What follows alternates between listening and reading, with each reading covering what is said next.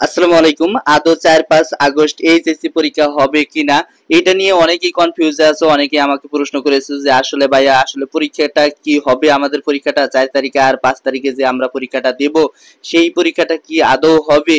এটা নিয়ে অনেকেই কনফিউজ আছে, যেহেতু কোটা আন্দোলন হইতেছে। অনেকেই তোমরা জানো যে তোমাদের কোটা আন্দোলন হইতেছে, এই কারণে কিন্তু পরীক্ষা পিছিয়েও যাইতে পারে, এটা অনেকেই আশঙ্কাজনিত আছো।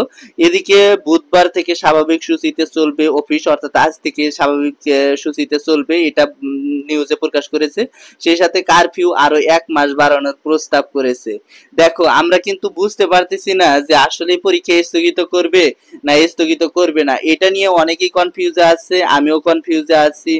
এই মুহূর্তে তোমাদের মাঝে কিন্তু একটা দ্বিধাদ্বন্দ্ব কাজ করতেছে, যেহেতু পরীক্ষা হওয়ার সম্ভাবনা আছে আবার নাই।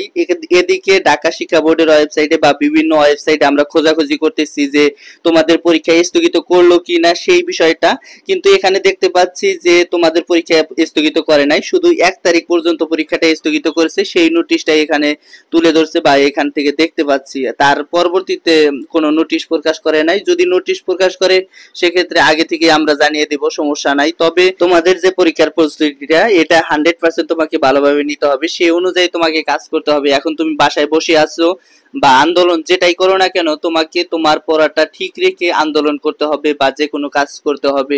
তোমরা সবাই অবগত আছো, এইচএসসি শিক্ষার্থী, অনেক শিক্ষার্থী এবার নিহত হয়েছে, এই আন্দোলন করেছে এবং কি তারা গ্রেপ্তারও হয়েছে, আমরা নিউজে দেখেছি বা শুনেছি। তো তোমরা অবশ্যই বুঝতে পারতেছো তোমাদের পরীক্ষাটা হবে কি না। তবে এই নোটিশটা সম্পূর্ণ প্রকাশ করবে 1 তারিখে, অর্থাৎ 1 তারিখে তোমরা জানতে পারবা যে তোমরা নোটিশটা পাবে কিনা, বা ঢাকা শিক্ষা বোর্ড বা যে কোনো শিক্ষা বোর্ড তারা প্রকাশ করে কিনা, তাদের পরীক্ষাটা স্থগিত করে কিনা। তবে মর্মান্তিক অবস্থা বা এইরকম যদি অবস্থা থাকে বা কারফিউ যদি ঘোষণা করে, তাহলে তোমাদের পরীক্ষাটা স্থগিত হবে বলে আশা করা যায়। অনেক শিক্ষার্থী তারা কনফিউজে আছে যে আসলেই তাদের যে পরীক্ষা পদ্ধতি এইটা কি চলমান হবে বা হওয়ার সম্ভাবনা রয়েছে, কতটুকু যৌক্তিক। আমি বলবো যে তোমাদের যে পরীক্ষাটা, এই পরীক্ষাটা হওয়ার সম্ভাবনা থাকতো যদি কারফিউ ঘোষণা না করতো। এখনো কিন্তু কারফিউ ওইভাবে ঘোষণা করে নাই, তারা বলছে যে 1 মাসের জন্য কারফিউ রাখবে।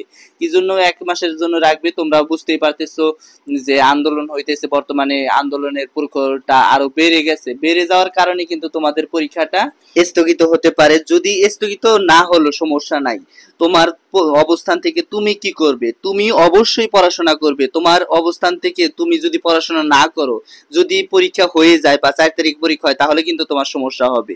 তো আমি আশা করব তোমরা পড়াশোনাটা ঠিক রাখবা। তো এই ছিল আজকের ভিডিওটা, সামনে সকল আপডেট আমার কাছ থেকে পাবা। ধন্যবাদ সবাইকে।